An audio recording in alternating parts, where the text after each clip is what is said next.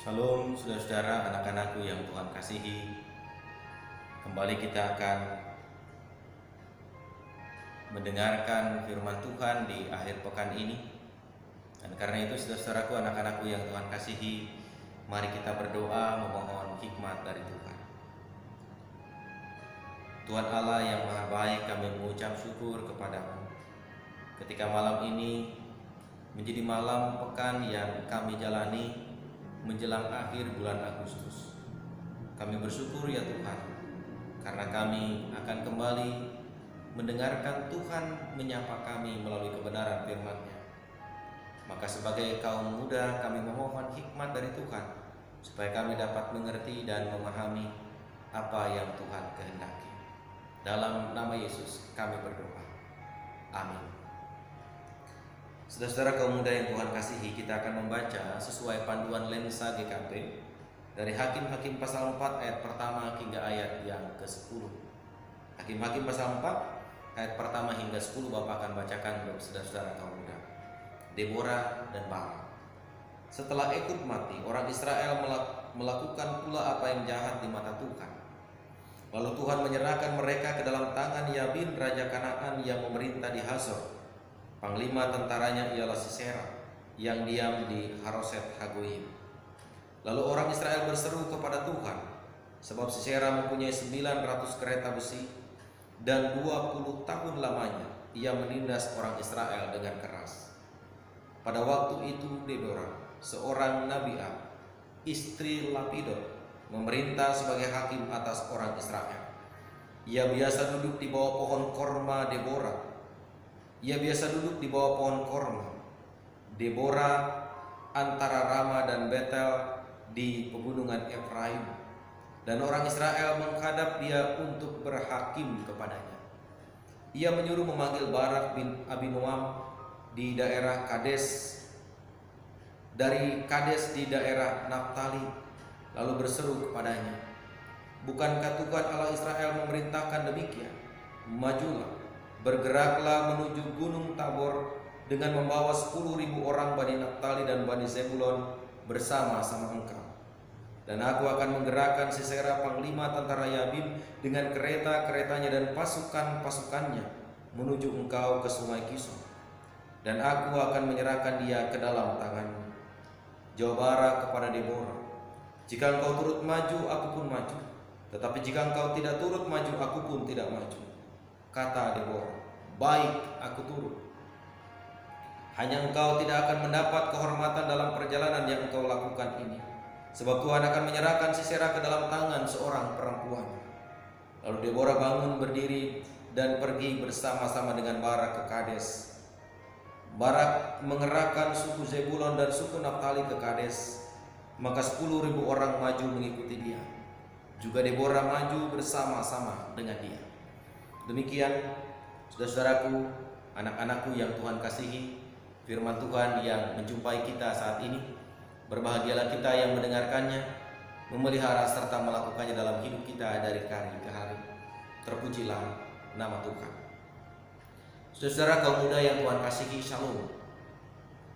Kita mengenal kehidupan bangsa Israel itu dipimpin dalam beberapa model kepemimpinan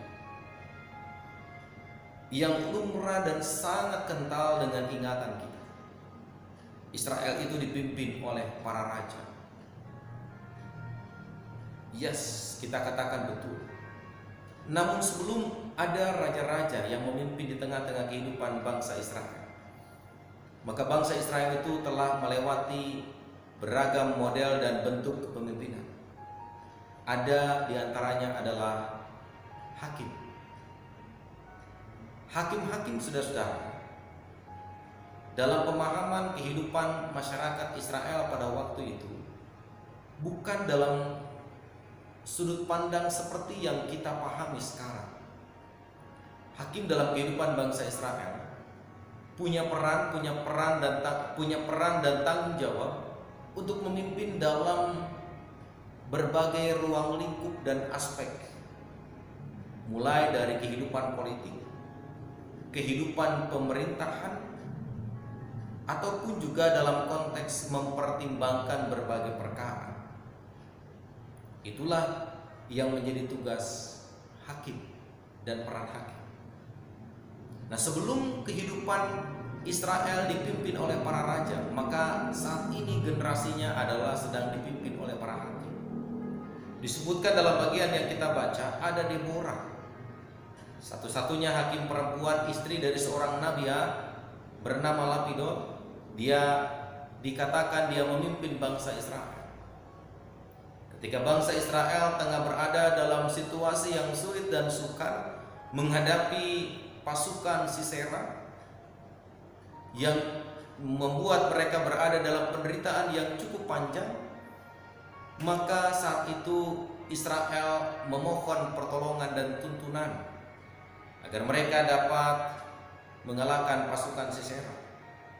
Bersama dengan Deborah, kemudian bangsa Israel memerangi pasukan Sisera. Dan ternyata saudara-saudara yang Tuhan kasih, kita tahu betul sepak terjang Deborah itu cukup mumpuni sebagai seorang perempuan. Dia punya kemampuan yang luar biasa. Dia punya model dan relasi kepemimpinan yang luar biasa, sehingga kemudian peperangan melawan pasukan Sisera dapat dimenangkan di bawah kepemimpinan Deborah.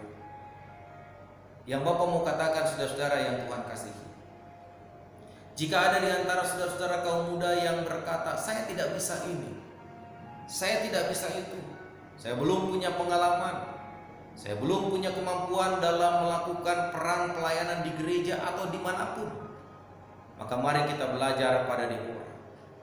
Tidak ada yang tidak mungkin di mata Tuhan.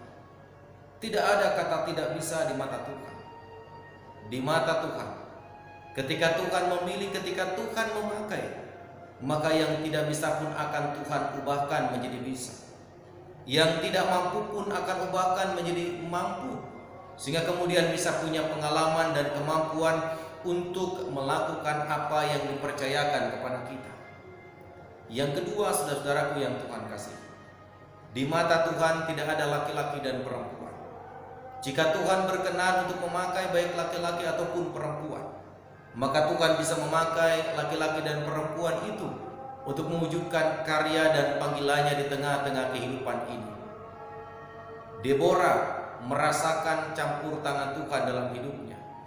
Ketika Tuhan berkenan memakai dirinya untuk menjadi pemimpin di tengah-tengah kehidupan umat Tuhan, baik pemimpin politik, pemimpin spiritual, pemimpin pemerintahan, dan termasuk adalah pemimpin perang, maka Tuhan pun memilih dan memakai Deborah sebagai seorang perempuan untuk bisa mewujudkan impian bangsa Israel memperoleh kemenangan. Di mata Tuhan, sekali lagi, laki-laki dan perempuan bisa dipilih dan dipakai untuk mewujudkan karya indahnya. Yang ketiga, saudara-saudaraku yang Tuhan kasihi, belajar dari Deborah yang memiliki relasi yang luas, relasi yang jauh dalam rangka membangun kerjasama satu dengan yang lain. Maka tentu saja sebagai anak-anak muda, pergaulan yang kita miliki, relasi yang kita rajut dan kita bangun dalam hidup ini, hendaknya semakin menguatkan karakter kita, hendaknya juga semakin mengutuhkan kualitas hidup kita sebagai orang-orang muda yang percaya kepada Kristus. Deborah memiliki relasi dengan Barak, memiliki relasi yang baik dengan Barak. Karena itu dia mencoba memelihara relasi itu dalam upaya untuk mensinergikan karyanya di tengah-tengah kehidupan umat Tuhan. Begitu pula dengan kita. Relasi yang kita bangun dengan orang-orang di sekitar kita, baik orang-orang yang seusia dengan kita ataupun lebih tua dari kita, hendaknya relasi itu membuat kita semakin memiliki kualitas hidup yang berkenan di hadapan Tuhan. Sekaligus juga hendaknya relasi itu menolong dan memampukan kita untuk membangun dan menghasilkan karya terbaik bagi Tuhan melalui kehidupan yang kita jalani. Yang ketiga dan berikutnya, saudara-saudaraku yang Tuhan kasihi, kaum muda yang Tuhan cintai, kita diingatkan kembali bahwa dalam perjalanan kehidupan yang kita tempuh dan kita lalui, Tuhan Allah yang kita sembah, Allah yang kita imani, mengutus kita dan memanggil kita untuk bersama-sama berkarya di tengah-tengah kehidupan ini. Dan ketika Allah mengutus kita untuk berkarya, ketika Allah memanggil kita untuk melakukan tugas, peran dan tanggung jawab itu, ingatlah bahwa tugas pengutusan itu bukan hal yang ringan. Namun bukan berarti tidak ada pertolongan. Betapapun tugas pengutusan itu tidak ringan, Tuhan akan selalu menghadirkan pertolongan yang tepat pada waktunya. Sekalipun tugas pengutusan kita tidak mudah, untuk memberikan kepercayaan kepada kita, maka pastilah saudara-saudara, Allah akan menyediakan jalan keluar. Yang harus selalu kita ingat adalah ketika Tuhan memilih dan mengutus kita, maka Tuhan menaruh harapan besar kepada kita selaku anak-anak muda untuk menghadirkan masa depan, untuk menghadirkan kehidupan. Sama seperti Deborah dipanggil menjadi hakim untuk memberikan kehidupan bagi umat Tuhan, untuk menghadirkan rasa aman, untuk menghadirkan ketentraman dan sejahtera bagi umat Tuhan. Demikian pula kita saat dipanggil. Allah memanggil saya, Allah memanggil saudara-saudara sebagai kaum muda, bukan untuk kepentingan diri kita sendiri, tapi Allah memanggil dan mengutus kita melaksanakan tugas panggilan di tengah-tengah kehidupan ini, supaya orang lain mengalami campur tangan Tuhan dalam hidupnya, supaya keluarga kita merasakan damai sejahtera Tuhan di tengah perjalanan hidup bersama-sama dengan kita. Oleh karena itu, saudara-saudaraku yang Tuhan kasihi, masa muda kita adalah masa yang indah yang harus kita pakai untuk belajar membangun kehidupan yang berkenan di hadapan Tuhan. Deborah dipilih, diutus dan dipanggil Tuhan bukan hanya untuk dirinya, tetapi untuk bangsa Israel dan untuk kehidupan yang jauh lebih luas. Demikian pula saudara-saudaraku, anak-anakku yang Tuhan kasihi, kita sekalian dipanggil Tuhan untuk juga mewujudkan kehidupan yang jauh lebih indah di tengah-tengah kehidupan dunia ini.